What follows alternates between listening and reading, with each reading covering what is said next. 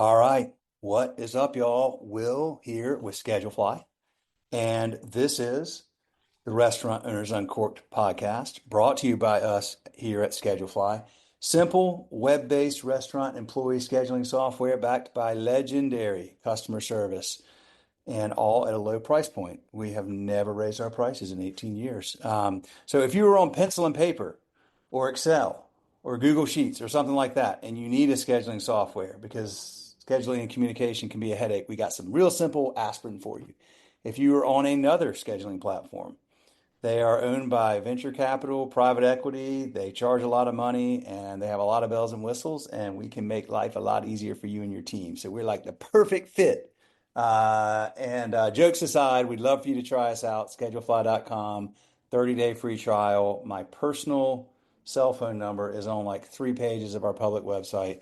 So you're welcome to call me and learn more. And if you do call me or you text me, you're going to get me on my flip phone, which is what I run this business from. And it works, and I can talk to you anytime, except for when I'm doing a podcast, like right now. So that's it about Schedulefly. Let's talk about Restaurant Owners Uncorked.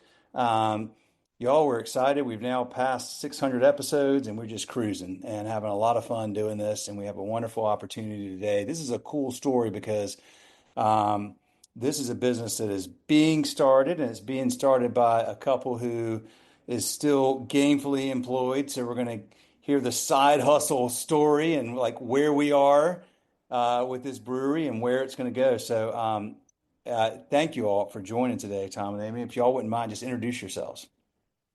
Sure, I'm Amy Johnson. I have a background in finance. I've been in finance for a little over 30 years, doing everything from accounting, loans, banks, whatever.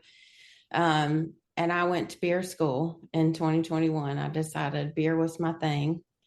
Beer nerd, the whole nine. I went to beer school in 2021 and graduated in June from the American Brewers Guild. And we've been working to put this deal together for quite some time, and I cannot wait.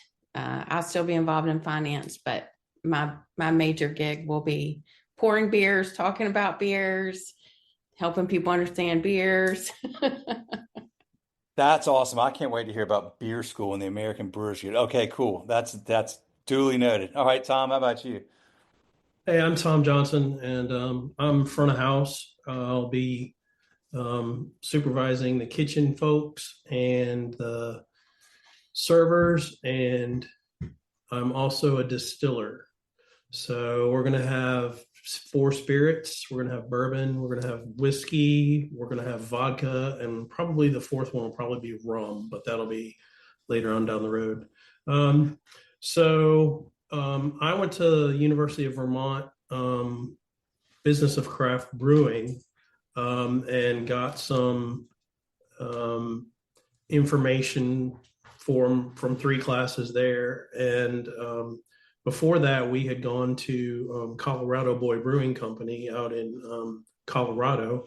And we met with Tom Hennessy, who's very well known in this industry. Yeah. Yeah, really huge. And we spent a week with him. I played front of house and she brewed beer. And I got to tote the spent grain out the door. Love it. So that's where I'm from. I'm a graphic designer and I have a degree in accounting, but she can run circles around me with her blindfold on in her slippers and a clothespin on her nose. I don't know. This is awesome. I love this. And tell me, and the name of the business? B-Side, the Tracks Brewing Company. Our building, well, Conyers, our hometown, is a railroad town. It was founded on the railroad, and our building backs up to Railroad Street and is across the street from the train depot. Gotcha. And That's awesome. the B-side part also stands for the great side of all the cassette tapes and records that we used to listen to when we were growing up, because the B side was the best stuff because it was all experimental. The B side was the best stuff. I'm right there with you. Okay, actually, tell me about like what are some of your favorite bands B sides from back in the day? Well, I loved everything Prince, so that's just a given. Oh, nice.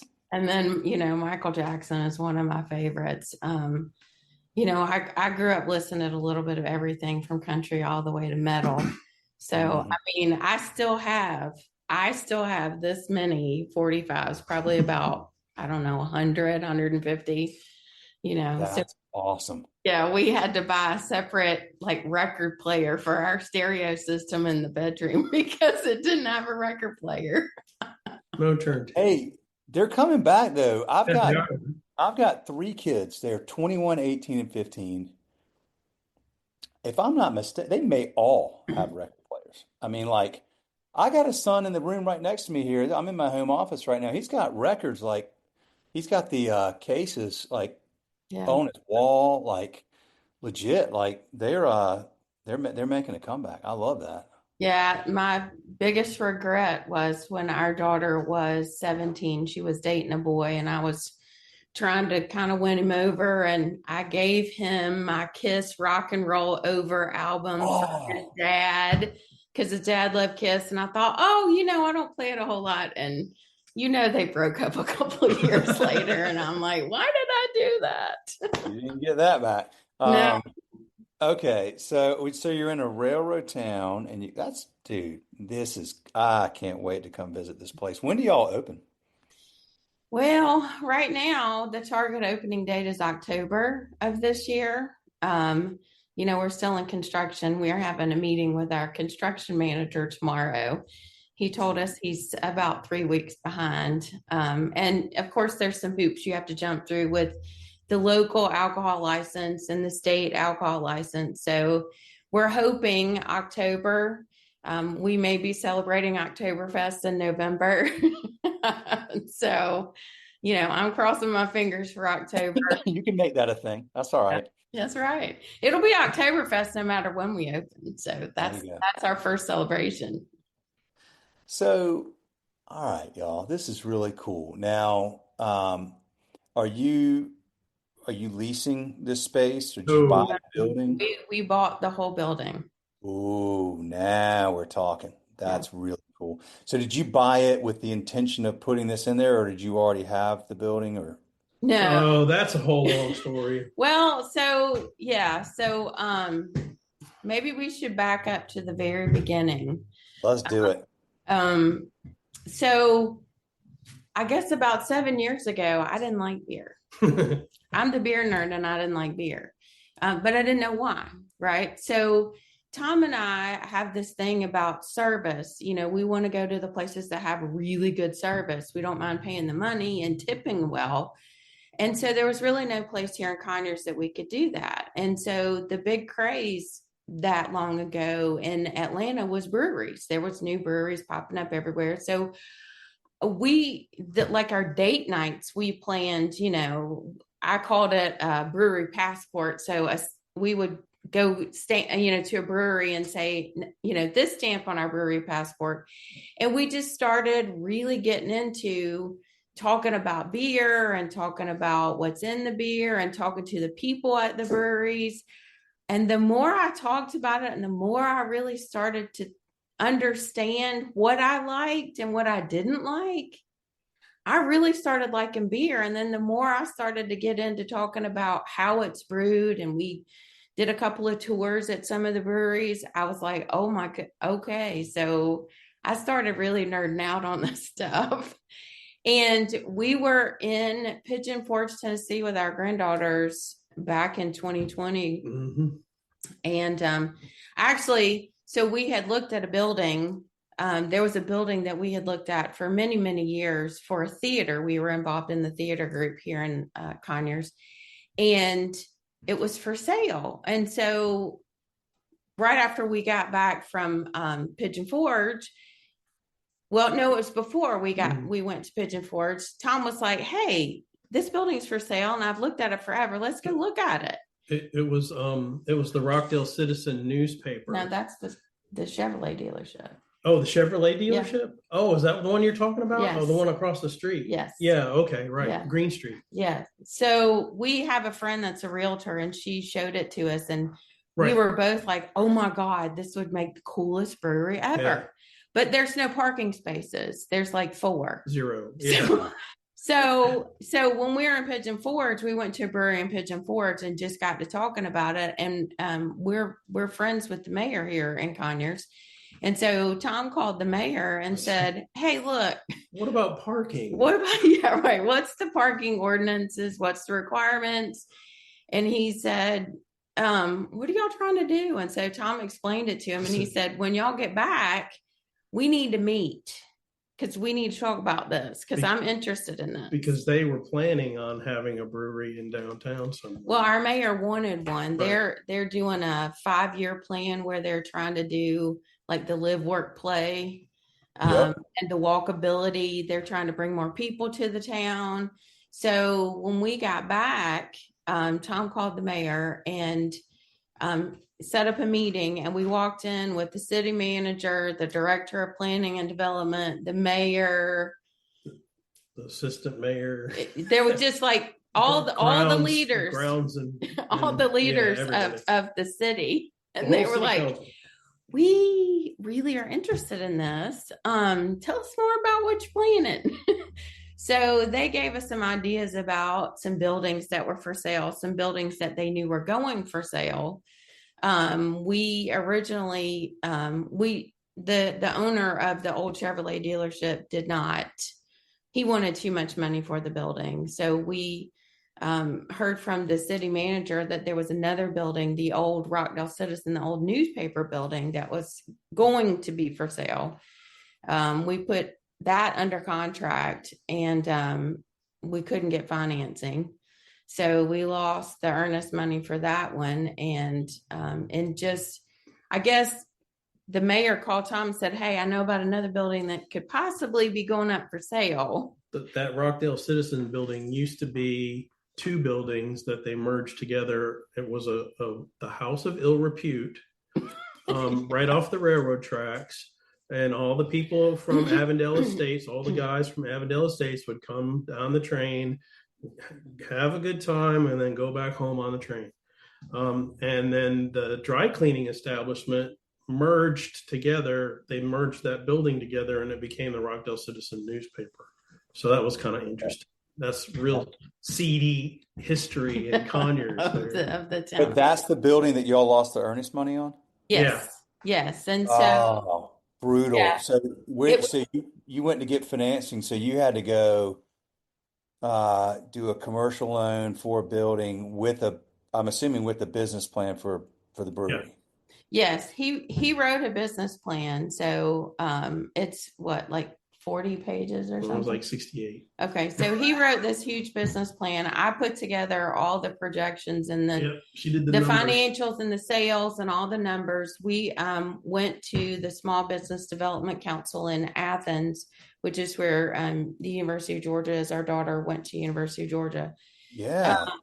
And so we got a whole bunch of information from them of the median income of our town, the population. And so Tom did this huge business plan for us. Unfortunately, the banks, with all the repairs and everything, it was going to be so expensive. We couldn't find anybody to finance the building and the repairs. So we lost the earnest money on that, which was so stressful. And then I bet it was. The following April, we got a call from the mayor who said, hey, there's this other building. And in Old Town, it's like the downtown Conyers, that we call it Old Town. And so he said, there's another building that's for sale. And it's a historic building. It was built like in the 1880s, 1890s. And it was a coffee shop. And so we went and toured it and immediately fell in love. I just burst into tears and ruined my eyelashes and the whole thing. So we put that one under contract and started about trying to find financing again. Lost a lot of banks. I guess we had one bank. They were one day away from approving our loan, and our loan officer went on maternity leave, and they decided not to approve our loan. So she went to no. Yeah. Friday. She went to another bank and got our loan approved, but for the building, but our renovation loan, because we're in a city limits, it's a low cost loan from the Georgia Cities Foundation. And because that loan was kind of an SBA type loan, they had to give us, the bank loan for the building had to be a conventional loan. Well, they don't want to do that. So we lost all of that. In the meantime, we're begging the owner to extend our contract because I know this is the building. We know it is. This was what, like April of 22? Yep. So finally, in November of 23, we closed on the building. Weekly conversations with the building owner and his tenant about how long is this going to take. Wait, this is April of 22 to November of 23? Yes. So it's 18 months. Yeah. And he says, he kept saying, how long is this going to take? And how long is this going to take? How long is this going to take? Okay. And the last one, just before we had a meeting with somebody, they were about ready to dump it and not let us have it. correct. So close. There was somebody else that wanted the building that was willing to pay more, even though we were paying extension. Ransom. We call them the kidnappers because we felt like we were paying ransom every time we extended the contract. We had to give them a fee Right. to extend the contract. So this was probably in October, probably the middle of October of 2023. And I told Tom, I said, I don't think I can do this anymore. We've been working on this since 2020. We've lost so much earnest money. We have so much earnest money we're about to lose, like close to $25,000. I said, I can't do this anymore. Maybe this is just God's way of saying, this is not the time. And Tom said, give me one more month, because the guy that was financing the Georgia Cities Foundation, our loan officer from that, said, I think I have somebody that can finance the building for you. And so about, I don't know, a week later, Tom said, here's this application for this small bank in Cordele, Georgia. I filled the application out. They just need $500. Can you send them $500?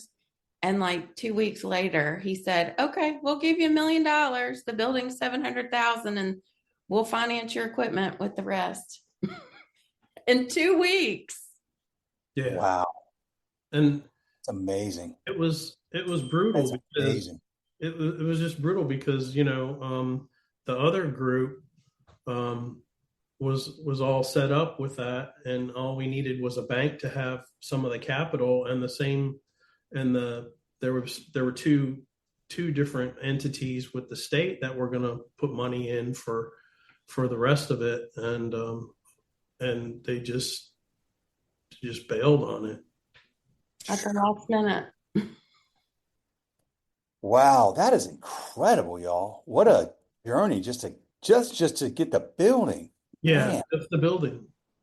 So you close on that thing, and then now you've got the renovation and the guy that was one of the Georgia City Foundations, the head of Georgia City Foundations, got that other banker to do the loan for the equipment. Well, it was all included in the loan. It was all, but the bank's doing part of it, and GCF is doing the other part of it all by themselves, instead of having to have a second Georgia entity funding some of the other stuff that they couldn't do. Yeah, so it was just like, bing, well, the light came on. It doesn't stop there. So we got the building. We love the building. There's a lot of problems with the building because, it's so old. We thought we had been talking to an architect and a GC this whole time, since the Rockdale Citizen building. They were already ready to go. We were updating them every couple weeks. Hey, here's where we are. We're closing on this building. So we actually closed November 28th of 23. Our architect doesn't even start drawings until February of 24. No, December, January. So 3 months later. Yes. So she never, Never reached out, never nope, said, just "Hey, congratulations about yeah." the building. Never said, hey, here's where we need to go ahead and get started. So finally in February, I was like, what? Hello, what's going on? Long story short, she wanted it to be her project. It was always like pulling teeth for anything we wanted to do. She had decided how she wanted to draw it. She drew it how she drew it. When we had problems, she didn't like our changes. She was supposed to be done in July of 24. We didn't get the plans to submit to permitting until September of 24. And even then they weren't correct. 100%. No, they weren't correct. So we had to submit the plans to the Historical Society because it's on the historical registry. And then we had to wait another month for them to tell us if our proposed changes were okay with them. And had a meeting at the city hall. And they were not happy with the windows that we picked.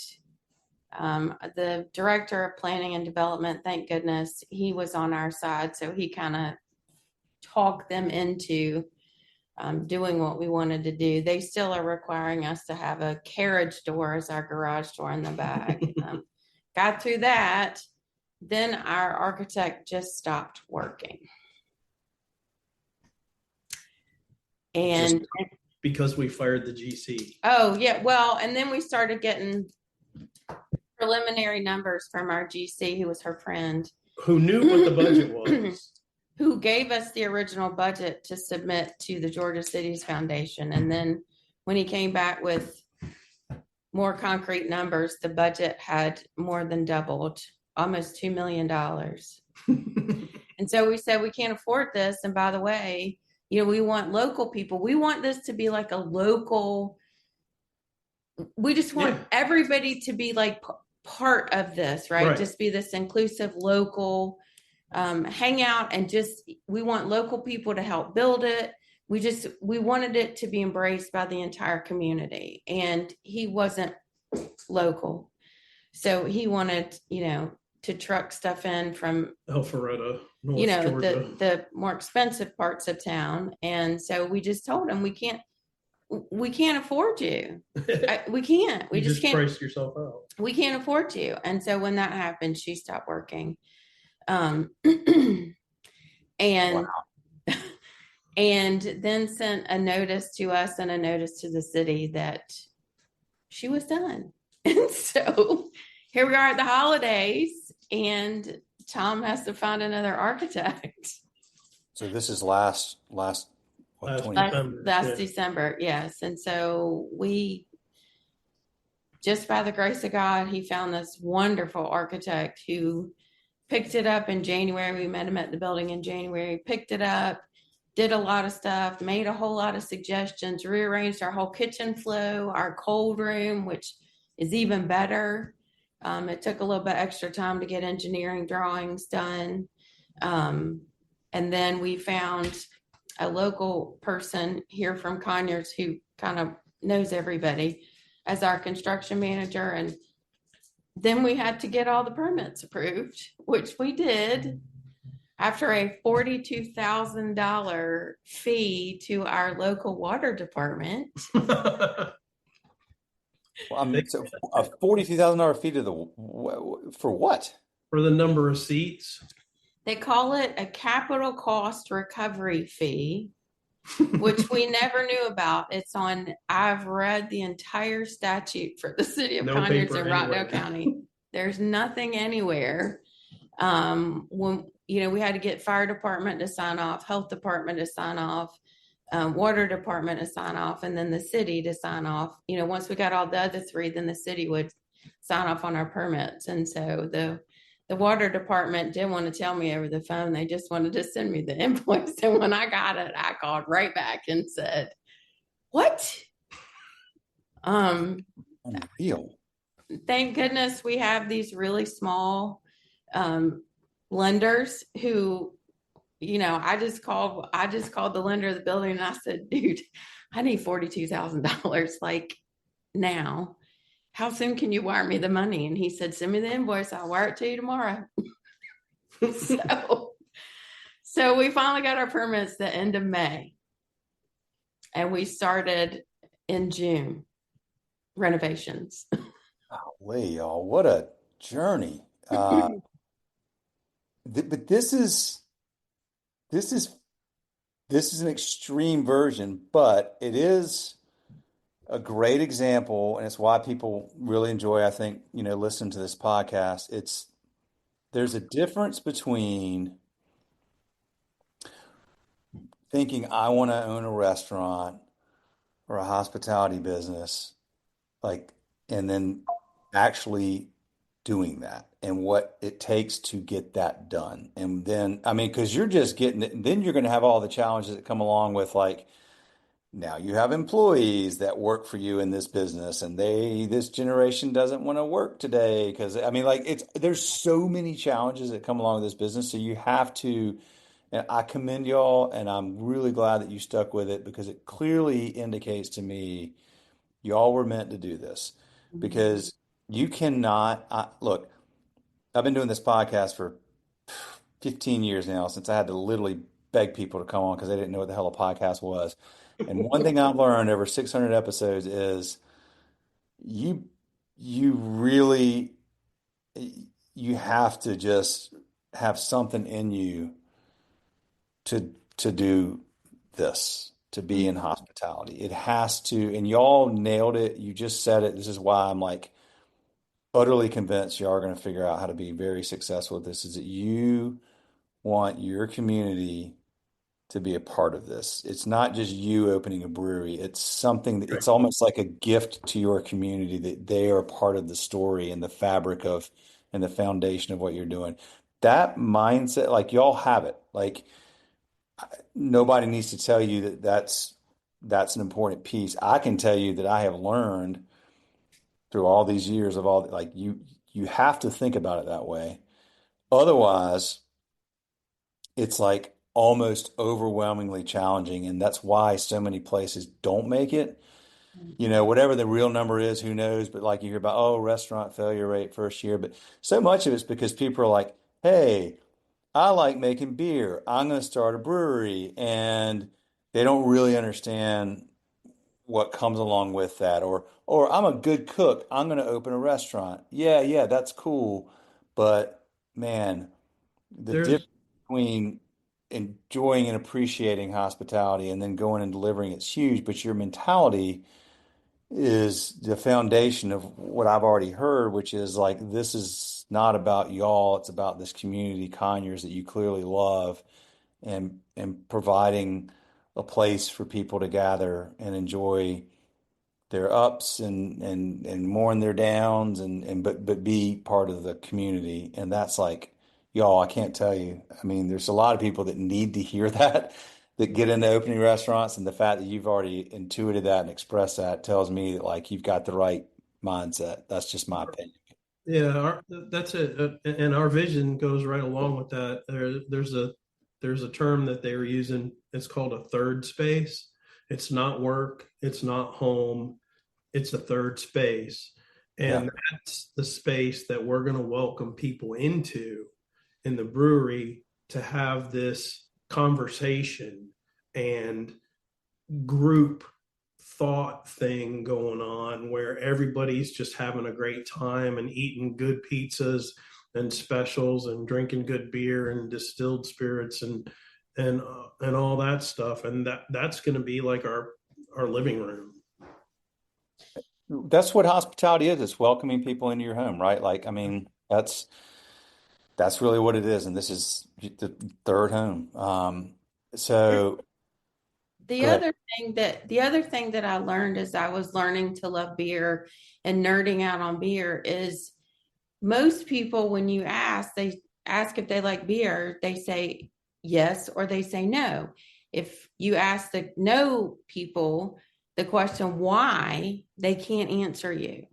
And I think it's because they don't understand that an IPA is not every type of beer. You have bitter beer, you have, light beer, you have lagers, you have blonde ale, you have, red. So you have all of these different types of beer with all of these different things that can go in it that don't always taste like Budweiser or Coors Light or, I worked at Terrapin for a little while in Athens. So they have something called Hopsecutioner, which, they hop the crap out of it.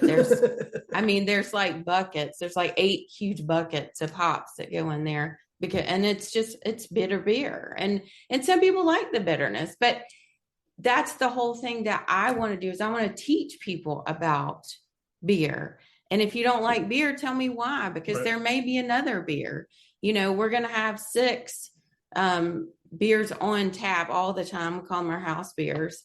But then we have 12 taps. So I'm going to have a 1-barrel pilot system to, test out and try different stuff. Our veterinarian has already requested a peach beer. He wants a peach wheat beer.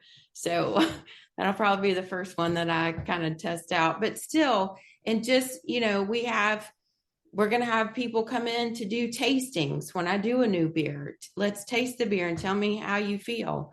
The other thing that's so big for us is the service part of it. What we found in the breweries that we went to, you can get good food and good beer, but if you have a bad experience or people aren't welcoming, then you're not going back. It doesn't matter. I'm not. It doesn't matter. So the other thing is, you have this great experience. It's such a cliche, but I've always wanted to have a cheers where, everybody knows your name. I never had any roots growing up. My family, when I was growing up, moved everywhere, all over the place. So Conyers is really the first town that I could call home. I've been here since 1988. He's been in Conyers since 1998. So we have gotten to know so many people in the community that we just want to, I want everybody to love and have great service and to feel like, oh man, I've had a bad day. Let's go to Beside the Tracks, man, because they know us. And, we have a Mexican restaurant about 30 minutes away that we go to right now. We have our server's personal cell phone number, and we text him and say, when are you working? You working tonight? Okay, we'll be there in 30 minutes. Yeah. And we don't even order. He knows what we want. What we need. He just brings us the drinks. We walk in and they say, Amy and Tom Johnson. Oh, here, Ramon's already said, come sit here. Right. And that's what we want to provide to our people, because when you have a good experience at places like that and you're like, man, they know who I am and you can see me. And, I think that's the ultimate human experience is feeling important and feeling like people see you. And that's what we want to do. And, Amen. And to go along with all that, we're also doing 3-course pairings for beer and food and 3-course pairings with distilled spirits and food so that we teach them what they do like and what they don't like about beer and spirits by just pairing it with some food for a 3-course meal, appetizer, entree, dessert, boom. So y'all are going to brew beer and distill spirits. Yes. Right? That is awesome. Wow. So you do have, you've got a lot of equipment to do that. Like, no joke, the building, but the equipment alone is like legit. Okay. The distilling equipment's in our garage. The brew equipment just got put on the boat last week. It'll be here the end of September. All right. 10 barrels. Well, y'all are just nailing it, y'all. You have so much intuition about, and you have it because it's what you seek. Right. It's what we want when we go somewhere. It's what so many people miss on though. It's like especially nowadays, It is unbelievable to me. All of the Jekyll brewing places in Atlanta went out of business. All five of them. Jekyll Brewing had five breweries, And they all went out of business. done because they didn't have anything other than beer and food and okay service. Yeah, the okay service. Then that's the challenge is like getting the right people that buy into that and believe that and deliver that. But like your guy Ramon at that restaurant, Yeah. like it doesn't take it honestly, it's amazing to me. I got a bunch of buddies that are entrepreneurs too, and we always just talk about how like the bar for service is so low in every industry, right? Like everywhere we go now, the bar for service is so low, which sucks for our like our culture and our society. Like that sucks because like we just don't have great. But the good news is if you own a business and you provide like just what we would consider like basic stuff, like the stuff of course you do, right? You're like blow people out of the water Mhm. with it's like mind-boggling to people that they're attentive, they're present, they're engaged, they're paying attention to me. Like you said it, Amy. I mean, look, the one thing that every human wants is validation, like Yep. that matter, We're anticipating what they want before they know they want it. which shows you that they matter. Like if people feel like you think they matter, they'll never stop coming back. Even if you have an off night, which you'll have. You'll have Yeah. an off night where the cook is sick and whatever, and the whatever it is, like you're gonna have those. But people will forgive that all day long if they know that that you care, that they're there and that you're trying and that that they matter to you. That is a absolute without question. I am so thrilled to come down there and hang out with y'all sometime after you. Like, I am definitely coming to Conyers. Y'all hook me. You got me sold. Like, I got to come hang out there. And I don't really even drink a whole lot anymore, but I just want to come hang out with y'all. This sounds like an incredible place. Okay, so I want to hear about the food program because that's a big thing. Like, a lot of breweries struggle because they don't have any food. That's right. And then they got to get a food truck or whatever. So tell me about that piece because you just mentioned pizza, and I'm thinking beer and pizza is a really good combo. So it's going to be pizza all the time. We'll have six to eight pizzas that will rotate different styles and stuff like that. We have a brick oven, not a brick oven, but a tile oven, a rotating oven. We can do a pizza in 90 seconds. Yeah, that's hot. 700 degrees hot. And then along with that, we're going to do lunch specials and dinner specials on a limited scale so that we have the numbers right, and when they're gone, they're gone. So that'll create demand. That'll save our cost of goods. We'll know in advance what our cost of goods are because we're doing 25 rows of double cheeseburgers, and when they're gone, whatever it is. Yes. Okay. And then brunch on Saturdays and Sundays. Brunch is a big thing for me and my girlfriends. I have two best friends, and so we meet for brunch like once a month. And the goal is to find the best brunch place. And we found a few, but there's none here locally. There's a couple of people that say they serve brunch, but I call it a Waffle House breakfast. It's not really brunch. It's not really the upscale. So our plan is to have a small menu. We don't want to have 17 pages or 150 items, but brunch, to have the small menu, we can change stuff out as we see it's more popular or less popular. And then the pizzas and then the sandwiches. We want to be able to provide really good food, but be really good at it. hmm Yes, yes, yes. Once again, really smart. Limited items, execute on them really well. That's another big piece I see, like places that have just too much. You can't be, I mean, how can you possibly be good at 87 things. Like it's like you Correct. get the menu, you're like, okay, it's going to be average. Like because Like Denny's, right? It's like 7 pages of everything that they can find in the back room and throw on a grill. Yeah, we don't plan to have any leftovers. We have very limited space in our building, and we can't build out. We already have a second floor, so our intent is to have fresh ingredients all the time. So we want to make very small things so that we don't have to worry about inventory. Um, you know, and then when we run out, we run out. But that also creates like, oh my God, the smash burgers were great. When are y'all having smash burgers again? Because Right. I need to be back. Or having different specials on, where our plans are to be open Wednesday through Sunday. So, if we don't have a big crowd on Wednesday, let's do something really cool on Wednesday and have people come out, and that will, attract that crowd. And we really don't have any place like that here in Conyers at all. Um, so Frozen notes. well, we know that there is a need for this, and everybody we talk to, even our engineers who are here locally, I always say, there's really no place really good to eat here that has great service. And like, girl, I know.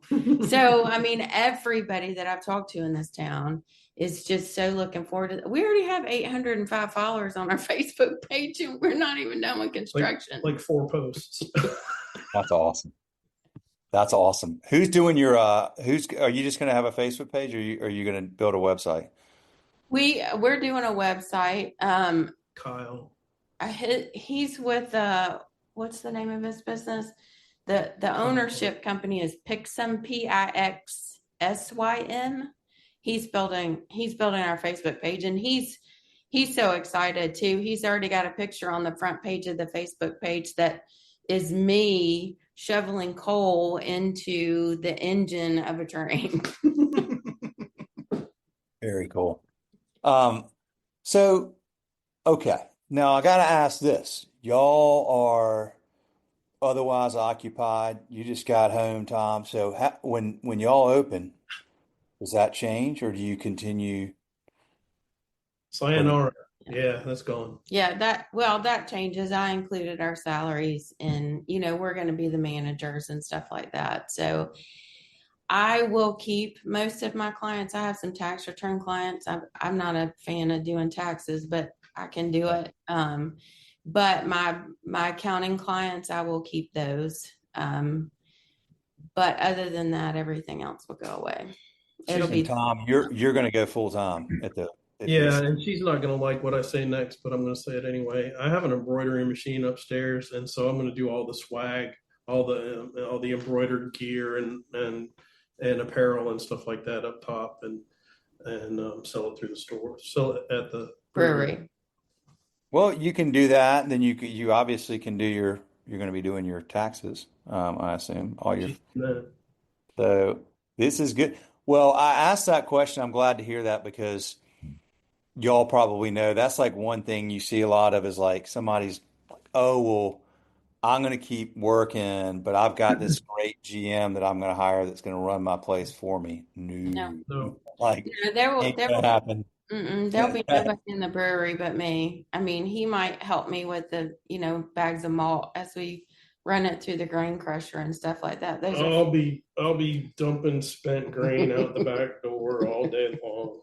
Well, I've done that, so he won't have to do all of that. But no, that will be my major thing. The clients I have right now are about, I don't know, 10 hours a week. So this will be my full-time gig, and this will be something that I love anyway. And I'll be the bartender on Sundays during brunch, so I can that's the other thing. I'm going to make a mimosa with beer. I already have a recipe. I love it. Wait, tell me about was he called the American Brewers Guild? Is that what you said you went? Well, yes, the American Brewers Guild is in Vermont.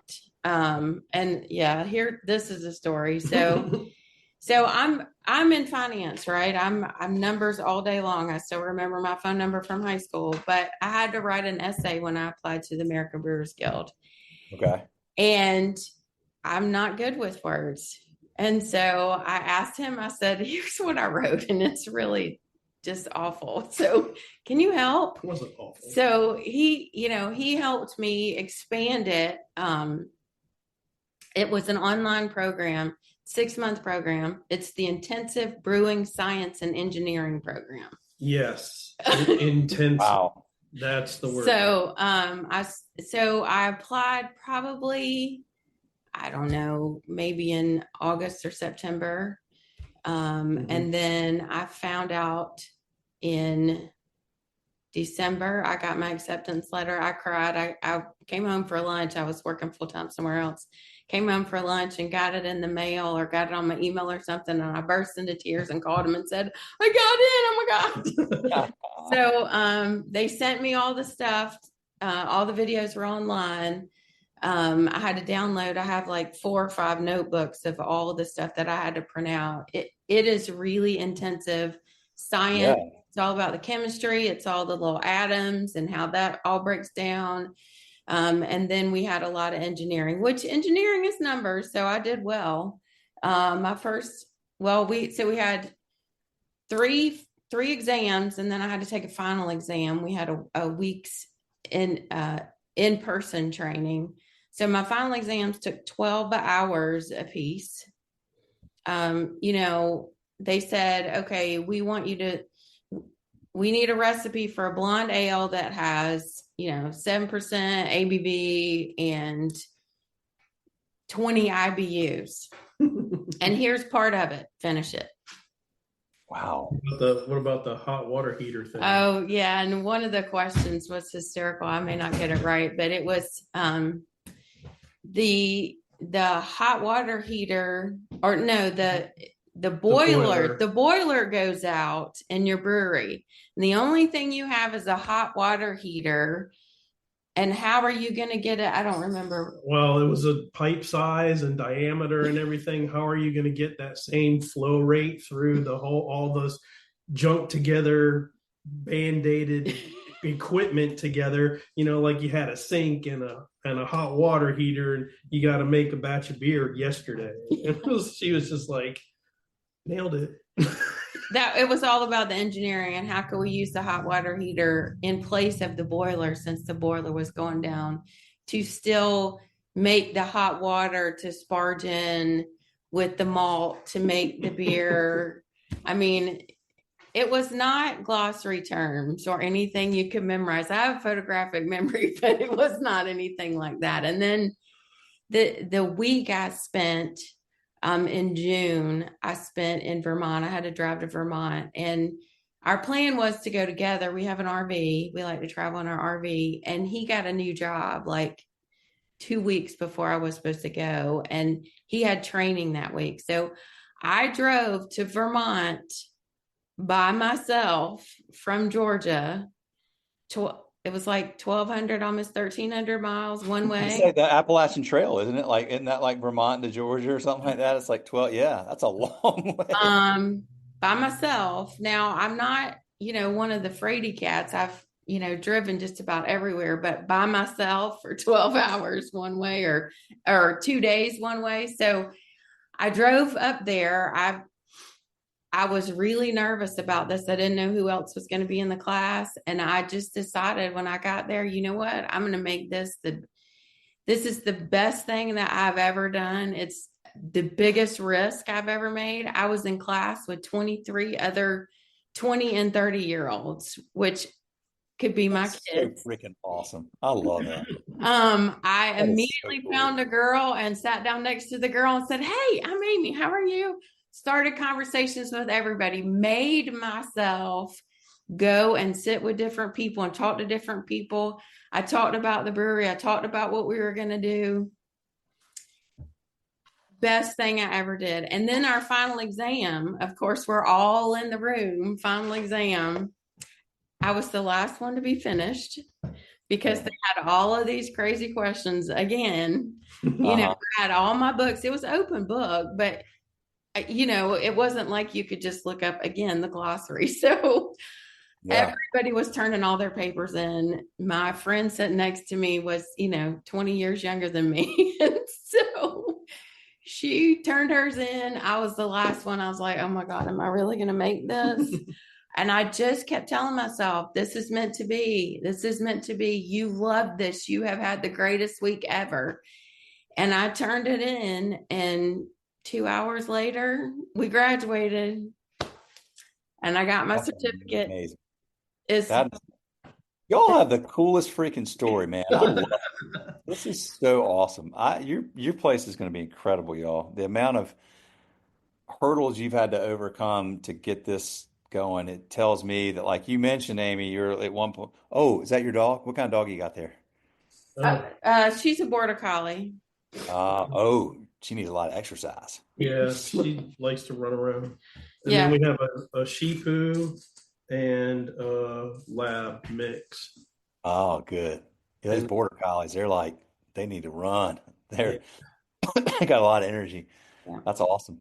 But your story is so it's just you you know you mentioned at one point you thought maybe this is God saying maybe this isn't the time. Right. Tom was like, give me like another month. I I think God was like, nope, like this is the time, and you guys are going to really earn this, and this is but it's going to be worth it, and you're going to enjoy this for the rest of your life and build something really special. It's very clear to me that's going to happen, y'all. I mean, I like I'm good at finding. I bet on the jockey, not the horse, right? Like I'm good at finding good jockeys. Y'all Right. are going to be great jockeys. I can tell that. There's no doubt in my mind. Well, this has definitely been a lesson in perseverance, but it's also, I've come to realize it's also a really good lesson about when we do this, because not everybody's going to like us. There's already some people in town that are saying they're never going to make it, whatever.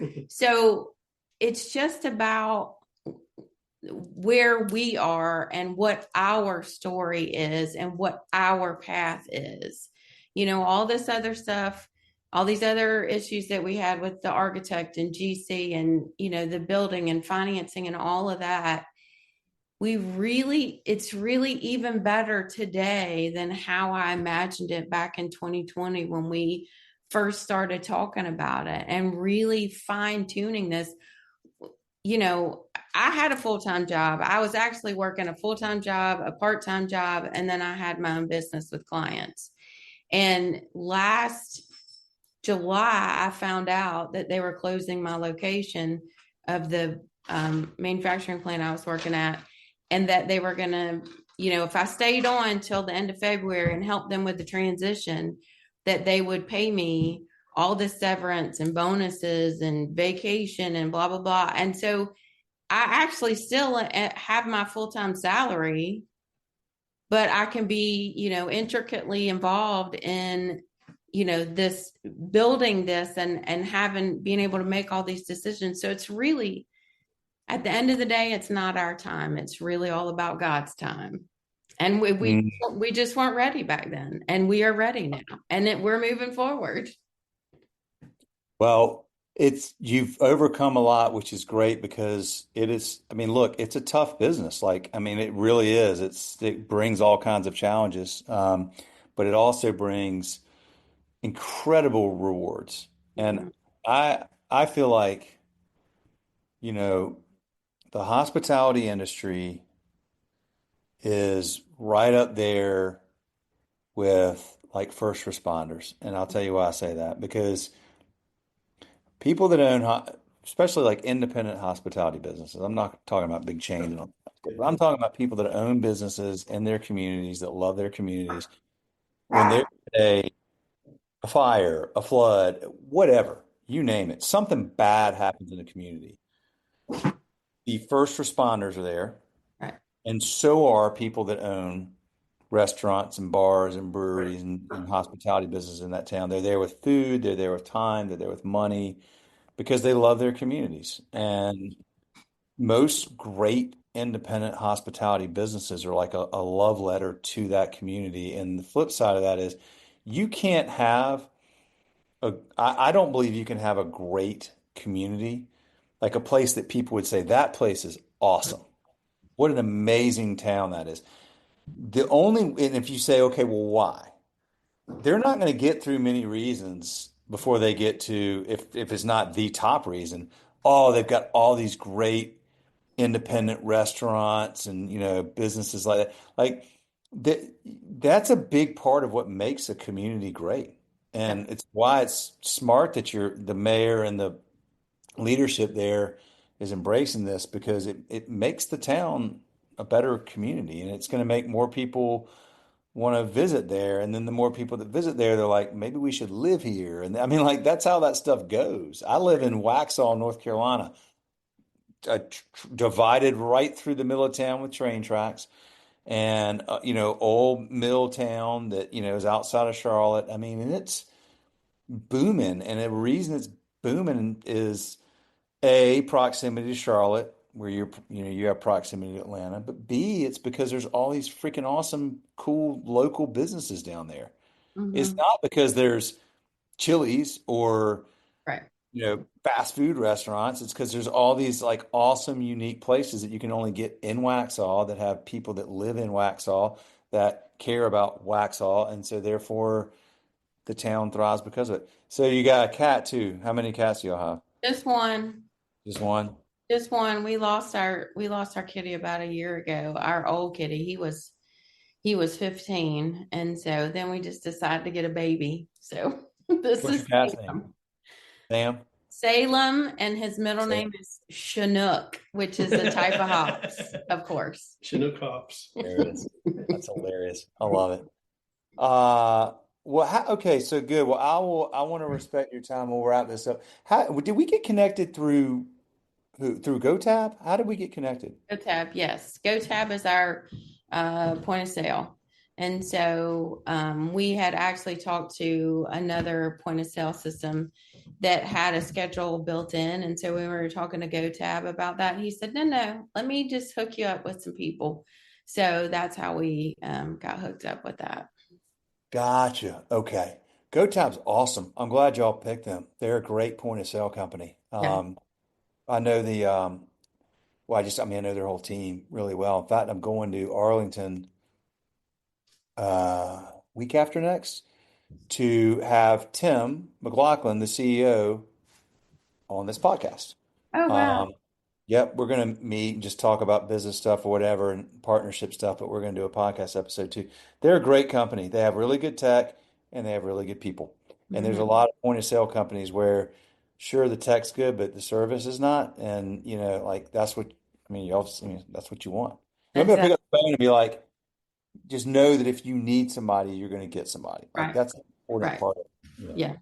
Yeah. But It's about the relationship. So yeah, we were, even though we thought GoTo was going to be way more expensive than what we could afford, it really was not. It was really very comparable. And the level of service, like I said, when I asked the question about scheduling and, a couple other things, he was like, oh, look, let me just give you a list. And so, very, very responsive and friendly and helpful, so yeah, we're excited about it. I just paid the deposit today.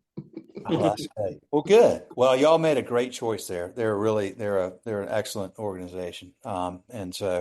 And we know all the point of sale companies. So Yeah, there's not that many that have a lot of positive things to say about, but I really love GoTab. So I'm glad to hear that. I'm glad they connected us, y'all. This is awesome. I'll let y'all go. Sure, you're probably ready to go have some dinner and wind down for the day. But thank you. Thank you for making the opportunity for us to tell your story. And your story is awesome. And I'm genuinely like, we have a lot of customers down around Athens, Hmm. a lot of folks in Atlanta. So I had that way. I was just down, as I said, in Atlanta not that long ago. So next time I'm down that way, I'm coming and hanging out with y'all Cool. for sure. that's great. We would love that. And thank you for having us too. This is exciting. I'm just starting to get into podcasts and listening to podcasts. So this is really cool. Very cool. We have done over 600 episodes, and we have a lot with breweries and we have a lot with restaurant, but they're all just like people just sharing, why they love what they do and what challenges come with it. And a lot of people listen to it because they tell me that it's like almost like therapy, because they know that like there's other people that are dealing with the same stuff that they're dealing with. So we appreciate y'all coming on. The last thing I'll say is, because I'll send you this if you want. is a clip y'all might be able to put on your Facebook page. What would y'all say? So to the town of Conyers, if you're all gathered around and you're getting ready to open up, like what would y'all say to the people of Conyers about why you're excited and what you want to accomplish with B-side? You want to go first? Congratulations on having an amazing place to come chill out, have a couple beers, eat some great pizza, and look around and see everybody's smiling face having a great time at Beside the Tracks Brewing Company. Love that. Mine's pretty simple. I really just, it's the same thing that they say at the Mexican restaurant we go to. Welcome home. We're glad you're here. Oh, yes. Willing on that. That is so awesome. Well, I'm so proud of y'all and happy for y'all. That's amazing. Love it. Thank you. And congratulations. Thank And you. good luck. We'll keep you updated and let you know when we're open. We'll be happy to have you. Yep. We'll be there. All Appreciate right. it. All Have a right. good evening. You Bye. too. Bye.